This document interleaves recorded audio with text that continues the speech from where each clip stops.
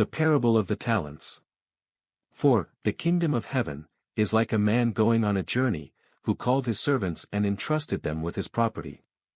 To one he gave 5 talents, to another 2, and to another 1, each according to his ability, and then he went away. The one who received 5 talents went at once and put them to work, gaining 5 more. In the same way, the one who received 2 talents gained 2 more. But the man who received 1 talent went off, dug a hole in the ground, and hid his master's money. After a long time, the master of those servants returned and settled accounts with them. The man who had received 5 talents came forward and brought 5 more, saying, "Master, you entrusted me with 5 talents, see, I have gained 5 more." His master replied, "Well done, good and faithful servant. You have been faithful with a few things, I will put you in charge of many things. Come and share your master's joy." The man who had received 2 talents also came forward and said, "Master, you entrusted me with 2 talents, see, I have gained 2 more." His master replied, "Well done, good and faithful servant. You have been faithful with a few things, I will put you in charge of many things. Come and share your master's joy."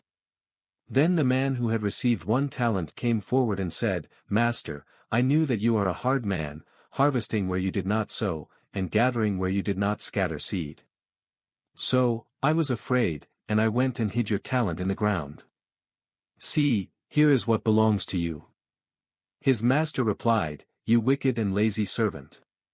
You knew that I harvest where I did not sow and gather where I did not scatter. So you should have deposited my money with the bankers, and on my return, I would have received it back with interest. Therefore, take the talent from him and give it to the one who has 10 talents. For whoever has will be given more, and they will have an abundance. Whoever does not have, even what they have will be taken from them. And throw that worthless servant outside, into the darkness, where there will be weeping and gnashing of teeth." Explanation of the parable. 1. The master and the servants. The master symbolizes God, and the servants represent people to whom he has entrusted his gifts, talents. These gifts can be understood as material resources, abilities, time, health, or spiritual gifts. Everyone is given something unique, and each person receives according to their ability. 2. Different amounts of talents.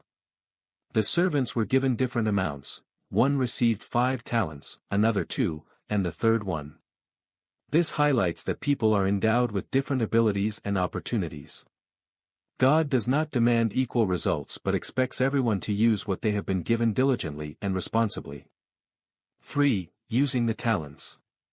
The first 2 servants actively used their talents, multiplying them. They acted with wisdom, diligence, and trust in their master. Their actions symbolize the right attitude toward what God has given. They did not merely preserve their gifts but developed them for the benefit of others and the glory of God. 4. The buried talent. The third servant buried his talent in the ground, symbolizing inaction, fear, or lack of faith. His behavior shows a refusal to use the resources entrusted to him. He justified himself by saying he feared the master, but in reality, his fear stemmed from laziness and distrust. 5. Reward and punishment. The first 2 servants received praise and reward for their faithfulness and hard work. The third, however, was stripped even of what he had and called lazy. This indicates that inaction or neglecting one's gifts can lead to losing even what one already possesses. 6. Enter into the joy of your master. This phrase means full communion with God and participation in his eternal glory. Faithfulness in small things leads to great rewards. 7. From the one who has not, even what he has will be taken away. This expression symbolizes a spiritual law: if a person does not develop their gifts, they gradually fade away. Laziness and inaction lead to decline. Spiritual lessons. 1. Everyone receives something unique. Every person has unique gifts, abilities, and opportunities. God is fair and knows our strengths. He does not demand the impossible but expects us to use what he has given us. 2. it is important to work and multiply. Simply preserving what has been given is not enough. God calls us to develop our talents, help others, and serve Him. 3. Fear and laziness hinder success. Often, fear of failure or making mistakes becomes a reason for inaction. But God values effort more than the outcome. 4. Responsibility before God. Our life is a temporary stewardship. When the time comes, we must give an account of how we used what was entrusted to us. 5. Reward for faithfulness.